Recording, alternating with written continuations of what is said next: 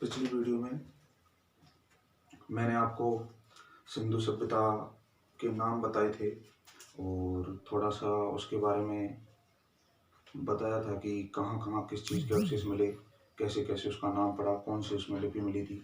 तो एक बार पिछला रिवाइज करके और फिर आगे बढ़ते हैं अपन। तो पिछला मैंने कल आपको बताया था कि सबसे पहले ध्यान रखना 1826 में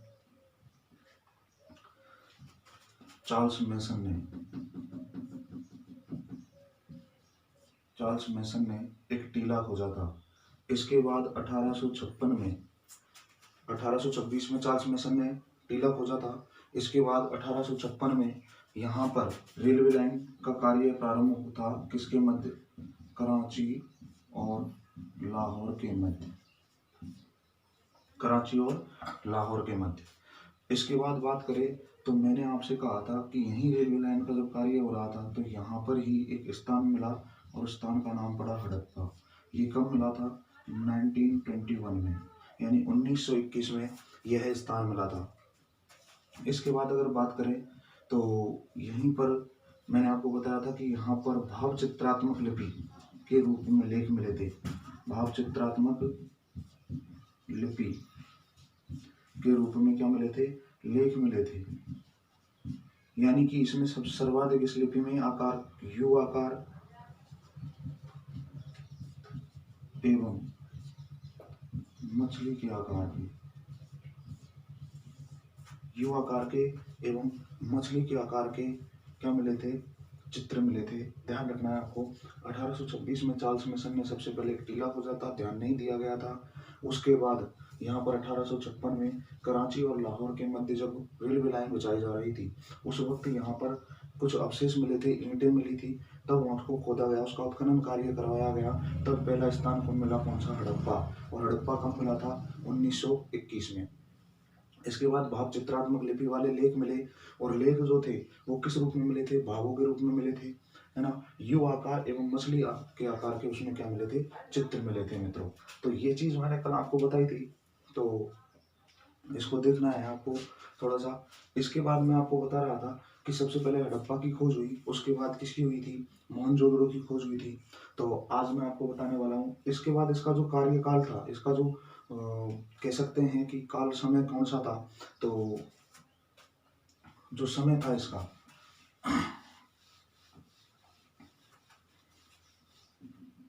वो था 2350 ईसा पूर्व से 1750 ईसा पूर्व। पुस्तकों में आपको अलग अलग मिलेगा, किसी में 2400 से मिलेगा, किसी में 2500 से भी मिलेगा, लेकिन इसका जो रियल जो टाइम है वो 2350 ईसा पूर्व से 1750 ईसा पूर्व में।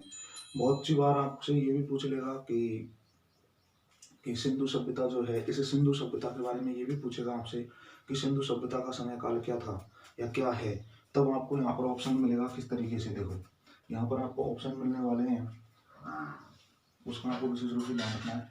सबसे पहले आपको मिलेगा 2350 ईस्वी से 1750 ईस्वी, फिक्स है। इसके जो ऑप्शन है वो टोटल ही फिक्स है, उसमें कोई चेंजेस नहीं है। इसके बाद यहाँ मिलेगा 2350 से ईसा पूर्व से 1750 ईसा पूर्व, ये पहला ऑप्शन है। ये दूसरा है। तीसरा इसका कैसे मिलेगा? वो मिलेगा 1750 ईस्वी से 2350 ईस्वी। इसके बाद चौथा जो ऑप्शन मिलेगा वो 1750 ईसा पूर्व से 2350 ईस्वी। अब ध्यान देने वाली बात यह है कि आपको ये समझना है कि इसमें से अपना ऑप्शन कौन सा सही होने वाला है। अगर आप इसमें से ऑप्शन को चूज कर लेंगे, क्योंकि इसमें आंसर क्लियर रूप से दे रखा है, ऑप्शन ये रहेंगे। जब भी ये क्वेश्चन आएगा ऑप्शन में कोई चेंजेस नहीं होगा। देखो आपको ध्यान रखना है कि कभी भी ईस्वी बड़ी संख्या से छोटी संख्या की तरफ नहीं बढ़ती, यानी 2350 से और 1750। मेरा कहने का मतलब ये है आप समझो कि 2350 बड़ा है और 1750 छोटा है, यानी 1750 पहले आता है, 2350 बाद में आता है, तो कभी भी ईस्वी उल्टी नहीं चलती। इसका मतलब ये ऑप्शन बिल्कुल गलत है। इसके बाद बात करें 1750 ईस्वी से 2350 ईस्वी। हाँ, हम मान सकते हैं कि 1750 से 2350 ईस्वी है, लेकिन अभी तक 2350 तो नहीं आया, अभी तक तो 2020 है। ठीक है, तो 2350 हम नहीं कह सकते, इसका मतलब ये भी क्या है, गलत है। इसके बाद 1750 ईसा पूर्व से 2350 ईसा पूर्व। अब आपको ध्यान रखना है, इसमें भी एक बात छिपी हुई है कि 1750 ईसा पूर्व से 2350 ईसा पूर्व, हमेशा ध्यान रखना, ईसा पूर्व हमेशा घटता है, ना कि बढ़ता। यहाँ पर अपन ने क्या, यहाँ पर जो ऑप्शन है उसमें क्या है, 1750 ईसा पूर्व से 2350 ईसा पूर्व, मतलब उसको बढ़ाया जा रहा है। लेकिन ईसा पूर्व जो है वो ईसा पूर्व कभी बढ़कर नहीं आता, वो हमेशा घटता हुआ आता है। इसका मतलब ये भी क्या है, गलत है। इसलिए इसका जो ऑप्शन होगा वो कौन सा होगा, दूसरा ऑप्शन होगा, 2350 ईसा पूर्व से 1750 ईसा पूर्व तक। तो इस प्रकार से आपको क्वेश्चन मिलेंगे, और क्वेश्चन का आंसर जो ऑप्शन है वो सेम यही मिलेंगे, इसमें कोई चेंजेस नहीं होगा, बस आपको अपना दिमाग उपयोग में लेना है। यदि आप दिमाग उपयोग में लोगे, इसका मतलब आप ऑप्शन को सही कर रहे हो। अगला देखो,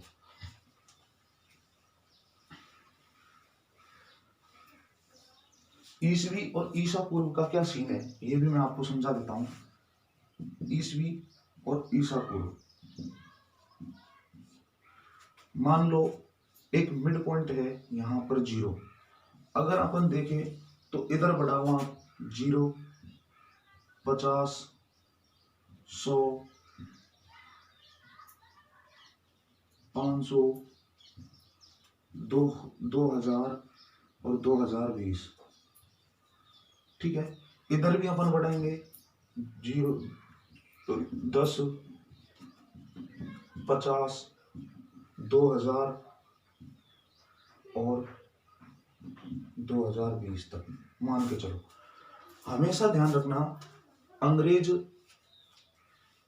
अंग्रेजों का जो भगवान है ईसा मसीह, उस ईसा मसीह का जो जन्म है, उस जन्म से पूर्व की जो संख्याएं हैं या पूर्व के जो ईयर्स हैं, उन ईयरों को हमेशा किस में जाना जाता है, ईसा पूर्व में जाना जाता है।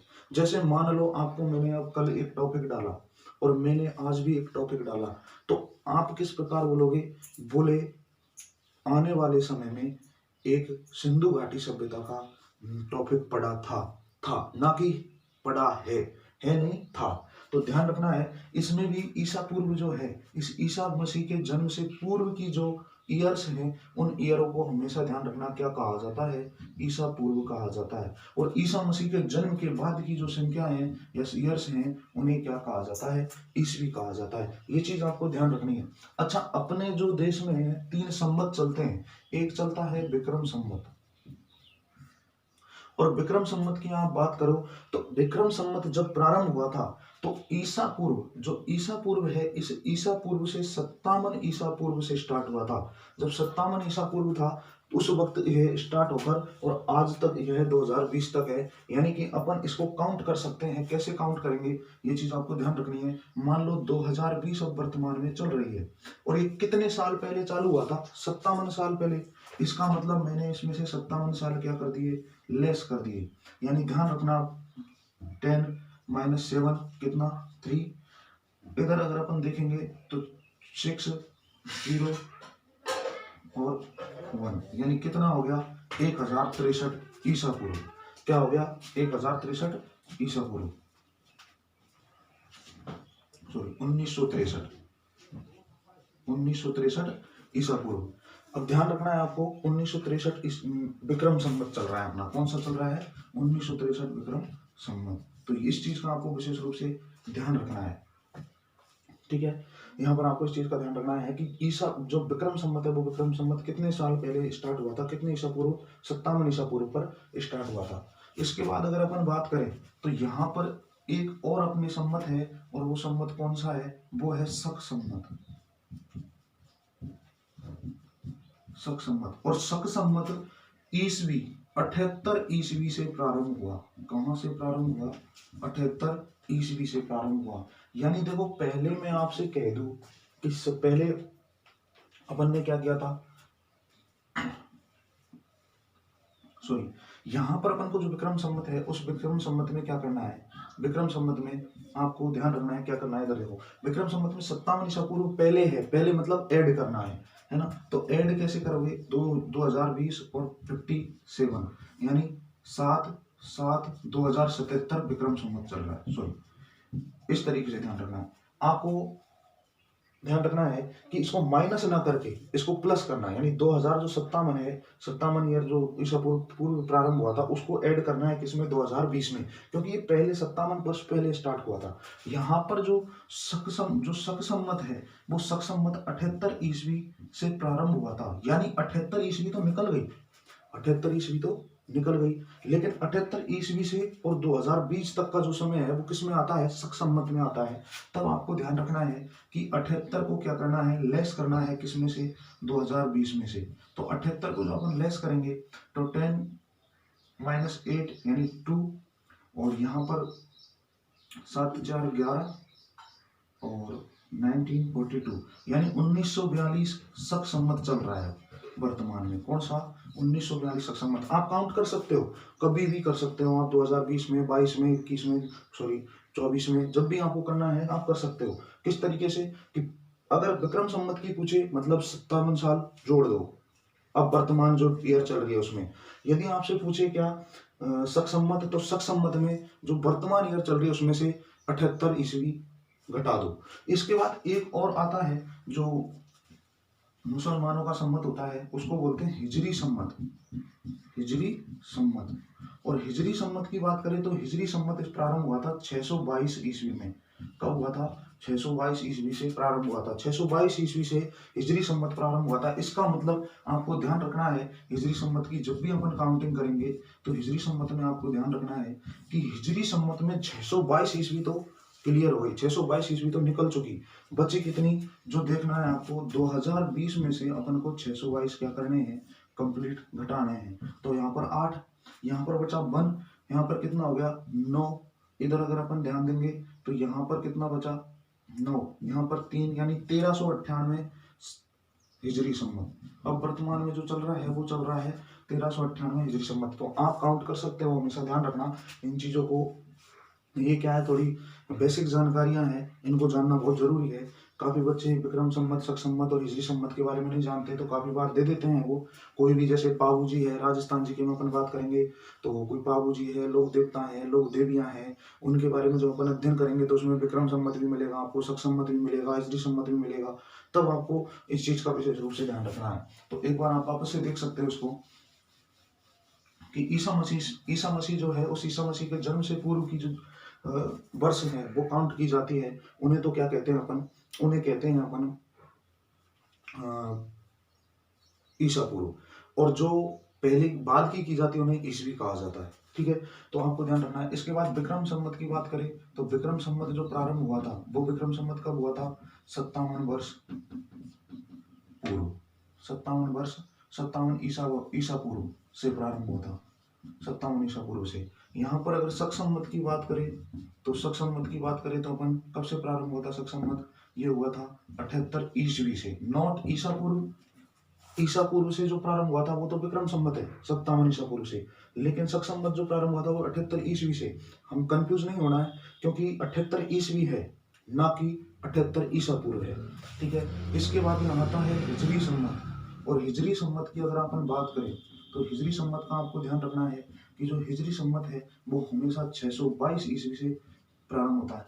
यहाँ पर जो 57 है ये वर्तमान जो ईयर चल रही है 2020, उसमें इसको क्या करना है, ऐड करना है। यहाँ पर जब शक संवत काउंट करना है तो इसको क्या करना है, माइनस करना है। यहाँ पर 622 जो है हिजरी संवत का, इसको भी वर्तमान ईयर में से क्या करना है, माइनस करना है। तो ये रूप आपको विशेष रूप से ध्यान रखना है। ये विशेष जानकारियां हैं तो इनको आपको ध्यान रखना ही होगा, क्योंकि आगे आप जब भी जीके के बारे में, जब जीके में पढ़ोगे तो आपको इन चीज़ों के बारे में जानना बहुत ज़रूरी है।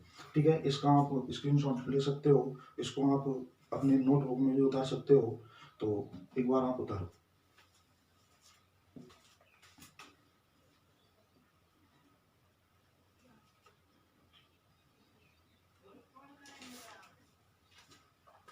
ठीक है मित्रों, आगे बढ़ते हैं।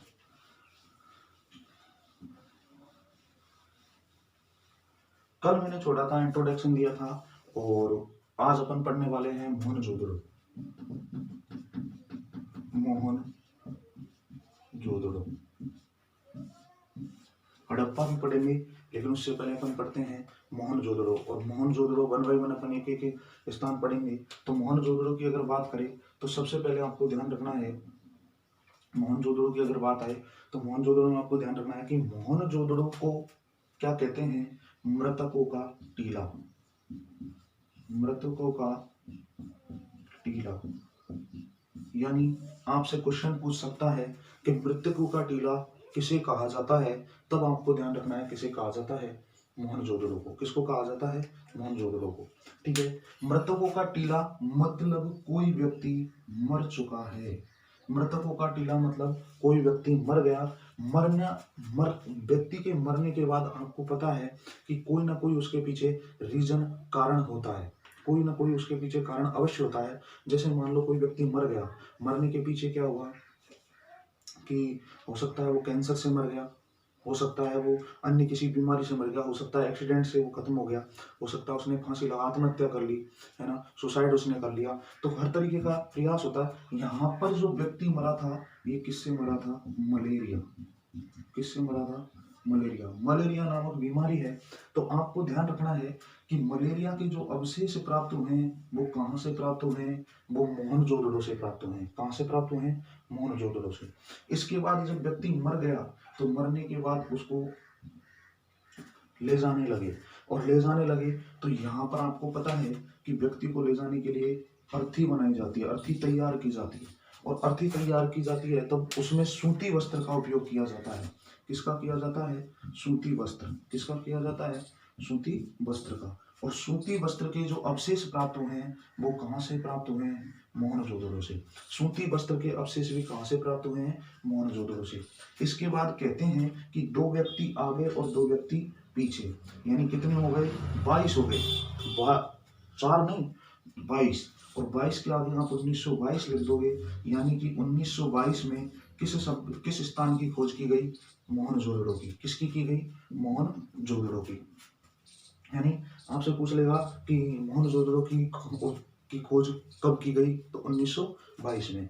अब यहाँ पर जब इसको लेके जाने लगे, एक चौड़ा रास्ता था, और रास्ता कितना था? 9.5 मीटर चौड़ा था। यहाँ से इसको लेकर चले गए कहाँ पर? शमशान में। कहाँ पर चले गए?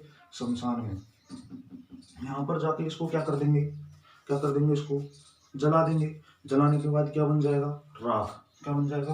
राख। और राख से आपको ध्यान रखना है राखलदास बनर्जी। राख से आपको क्या ध्यान रखना है? राखलदास बनर्जी। यानी कि 1922 मोहनजोदड़ो की खोज 1922 में राखलदास बनर्जी के द्वारा की गई। ये चीज आपको ध्यान रखनी है, मोस्ट इंपॉर्टेंट चीज है। बहुत बार पूछ लेता है कि मोहनजोदड़ो की खोज किसके द्वारा की गई और कब की गई। तो मोहनजोदड़ो की जो खोज है वो राखलदास बनर्जी के द्वारा की गई, और कब की गई? 1922 में की गई। ठीक है। यहाँ पर जब जला दिया गया तो जलाने के बाद यहाँ से आगे बढ़ते हैं तो यहाँ पर अन्नागार के अवशेष मिले। किसके मिले? अन्नागार के अवशेष मिले। ये अन्नागार के कुछ अंश जो मिले थे ये मोहनजोदड़ो में मिले थे। बाकी का जो अंश था वो सबसे ज्यादा अंश किसमें मिला था? हड़प्पा में मिला था। हड़प्पा में मिला था। ठीक है। यहाँ पर आपको ध्यान रखना है कि यहाँ पर स्नानागार के अवशेष भी मिले थे। स्नानागार के अवशेष भी कहाँ पर मिलते हैं? स्नानागार के अवशेष भी मोहनजोदड़ो में मिलते हैं। कहाँ पर मिलते हैं मित्रों? मोहनजोदड़ो में मिलते हैं। देखिए, स्नानागार का पता कैसे चला गुरुजी? क्वेश्चन उठता है, गुरुजी स्नानागार का पता कैसे चला? तो स्नानागार का पता ऐसे चला कि उसकी जो बनावट थी वो इस प्रकार थी।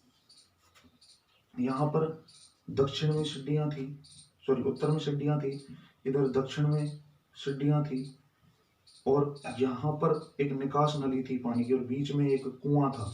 जब इसको देखा गया तब पता लगा कि यहाँ पर क्या करते थे लोग बाग? स्नान किया करते थे। तो स्नान किया करते थे, तब यहाँ पर पता चला कि ये 33 मीटर तो चौड़ा, कितना? 33 मीटर चौड़ा, और 33 मीटर लंबा और 54 मीटर चौड़ा। यानी इसका जो फिर आयतन था वो था 39 × 23 × 8 मीटर, ठीक है ना। तो ध्यान रखना है 33 मीटर चौड़ा और 54 मीटर, सॉरी 33 मीटर लंबा और 54 मीटर चौड़ा ये मिला था, है ना। इसका जो आयतन है 39 × 23 × 8 है, ठीक है। तो इस प्रकार यहाँ पर क्या मिला था, स्नानागार मिला था, स्नानागार मिला था। यानी यहाँ पर नहाना है, इधर खाना है, नहाना है और खाना है। आपको पता है स्वच्छ भारत अभियान नहीं था पहले मोदी जी का, पहले क्या करना करना करते थे, नहाना है और खाना है। हाँ, टॉयलेटों के अवशेष अवश्य मिले हैं हड़प्पा से, तो वो अपन बाद में बात करेंगे, ठीक है। तो ये चीज आपको ध्यान रखनी है। इसके बाद अगर अपन बात करें तो जब शमशान घाट से कुछ व्यक्ति, शमशान घाट में जब व्यक्ति बैठे हुए रहते हैं, शमशान घाट से कुछ व्यक्ति तो यहाँ से चले गए और क्या बन गए, योगी। कुछ व्यक्ति तो क्या बन गए, योगी बन गए, ठीक है। अब योगी की बात करें तो योगी के बारे में जब बात की जाए तो 9 जानवरों के, इस योगी की जो मूर्ति है उस मूर्ति के नीचे 9 जानवरों के 7 प्रकार से क्या थे, चित्र अंकित थे, है ना। 9 जानवरों के 7 रूपों में क्या थे, चित्र अंकित थे। लेकिन एक बार आईएएस में प्री में ये क्वेश्चन पूछा गया था कि योगी की मूर्ति के नीचे किस जानवर के चित्र अंकित नहीं है। तो यहाँ पर जो जानवर मिलता था सर्वाधिक, वो सर्वाधिक मिलता था कौन सा, एक सींग वाला बैल। कौन सा मिलता था, एक सींग वाला बैल। तो ध्यान रखना है आपको कि एक सींग वाला बैल जो है, उस एक सींग वाले बैल के अवशेष भी कहां से प्राप्त हुए थे, मोहनजोदड़ो से। लेकिन जो योगी की मूर्ति थी, उस योगी की मूर्ति के नीचे जो चित्र अंकित थे, उन चित्रों में, जो योगी की मूर्ति के नीचे जो चित्र अंकित थे, उन चित्रों में क्या नहीं था, उसमें एक सींग वाला बैल जो था, उस जानवर के चित्र यहाँ पर क्या नहीं थे, अंकित नहीं थे। इसलिए ध्यान रखना, कभी भी आपसे क्वेश्चन पूछे तो आपको ध्यान रखना है किस जानवर के चित्र अंकित नहीं थे, एक सींग वाला बैल। अगला अपन पढ़ते हैं, यहाँ पर ध्यान रखना है आपको कि एक यहीं पर, अच्छा योगी है, योगी की जो मूर्ति मिली है इस प्रकार से मिली है, मतलब यहाँ भी बाबा रामदेव है तो हो सकता है वहां भी कोई बाबा रामदेव था। ये अनुमानित सभ्यता है, तो अनुमान लगाया गया कि वहां भी योग का क्या था, प्रचलन था। क्या था, योग का प्रचलन। और जो योगी की मूर्ति है, उस योगी की मूर्ति में यहाँ से लेकर यहाँ तक क्या पहन रखे थे, चूड़ियां पहन रखी थी। इसका मतलब क्या है, चूड़ियां पहन रखी थी, तो हो सकता है पहले भी जो व्यक्ति हैं वो क्या पहनते हैं, पहनते थे, आभूषण पहनते थे। अच्छा, वैदिक सभ्यता की बात करें तो, वैदिक सभ्यता की बात करें तो क्या वैदिक काल में आभूषण पहनते हैं क्या, बिल्कुल पहनते हैं, क्योंकि श्री रामचंद्र जी भगवान है, मुकुट सर पे है, गले में कंठमाला है, ये पहना करते थे।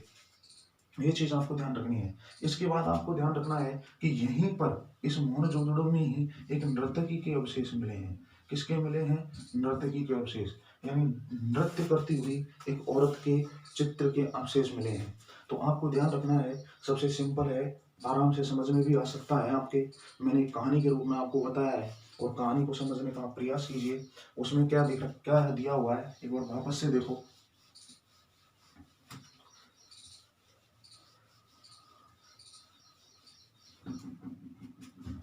सबसे पहले अगर बात करूं तो मोहनजोदड़ो में आपको पढ़ा रहा हूं, मोहनजोदड़ो। मोहनजोदड़ो की बात करें तो देखो, मोहनजोदड़ो की अगर अपन बात करें तो मोहनजोदड़ो को क्या कहा जाता है, मृतकों का टीला, मृतकों का टीला। यानी कोई व्यक्ति क्या हो गया, मर गया, कोई व्यक्ति क्या हो गया, मर गया। किससे मरा था, मलेरिया से। किससे मरा, मलेरिया से। यानी मलेरिया के अवशेष कहाँ मिले, मोहनजोदड़ो में मिले, ठीक है। इसके बाद अगर बात करें तो मलेरिया के अवशेष से वो मलेरिया के अवशेष कहाँ से मिले, मोहनजोदड़ो से मर गया, मरने के बाद यहाँ पर क्या बनाई गई, अर्थी तैयार की, अर्थी तैयार की गई, तो उसमें किसका उपयोग किया गया, सूती वस्त्र का। किसका, सूती वस्त्र का। और सूती वस्त्र के जो अवशेष हैं वो कहाँ से प्राप्त हुए, वो हुए मोहनजोदड़ो से। कहाँ से, मोहनजोदड़ो से। इसको यहाँ पर अर्थी में 2 व्यक्ति आगे और 2 व्यक्ति पीछे इसको ले जाया गया, अर्थात 1922 में किसकी खोज हुई, 1922 में खोज हुई मोहनजोदड़ो स्थान की, मोहनजोदड़ो स्थान की खोज कब हुई? 1922 में। इसके बाद इसको ले जाया गया शमशान घाट, वहां पर जाकर इसको जलाया गया और जलाने के बाद क्या बन गई?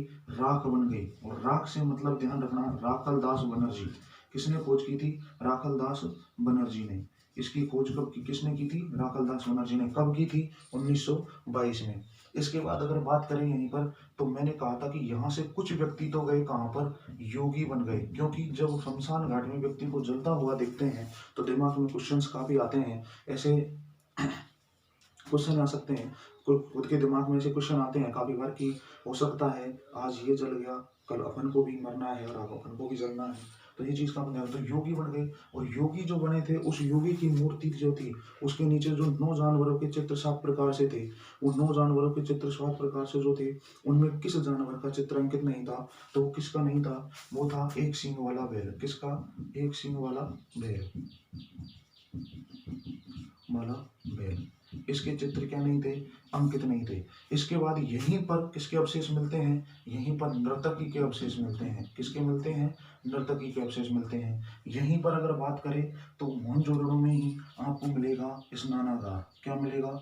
स्नानागार। और स्नानागार जो मिलेगा वो स्नानागार किस प्रकार से मिलेगा? 33 मीटर लंबा, 54 मीटर चौड़ा, इस प्रकार से मिलेगा आपको। और इसका जो आयतन है वो है 39 इंटू 23 इंटू 8। ठीक है ना? इस प्रकार से तो ध्यान रखना है मोहनजोदड़ो के बारे में। मोहनजोदड़ो को मृतकों का टीला कहते हैं। मर गया, मरने के बाद मलेरिया के अवशेष मिले। सूती वस्त्र के अवशेष भी यहाँ से मिले। 1922 में इसकी खोज की गई थी। किसके द्वारा? राखल दास बनर्जी के द्वारा। योगी की मूर्ति के अवशेष कहाँ से मिले? मोहनजोदड़ो से। एक सींग वाला बैल के अवशेष कहाँ से मिले? मोहनजोदड़ो से। नर्तकी के अवशेष कहाँ से मिले? मोहनजोदड़ो से। इसमें जो स्नानागार मिले थे 33 मीटर लंबा और 54 मीटर चौड़ा था, है ना? और 39 इंटू 30 इंटू 8 का आयतन था, जो कहाँ पर मिला? मोहनजोदड़ो में। तो ये अपना मोहनजोदड़ो है। कल पढ़ेंगे अपन हड़प्पा, और हड़प्पा के साथ अन्य और स्थान भी पढ़ेंगे, क्योंकि जितना जल्दी अपन टॉपिक को क्लियर करते हैं ये अपने लिए बेस्ट होगा। नमस्कार दोस्तों, धन्यवाद।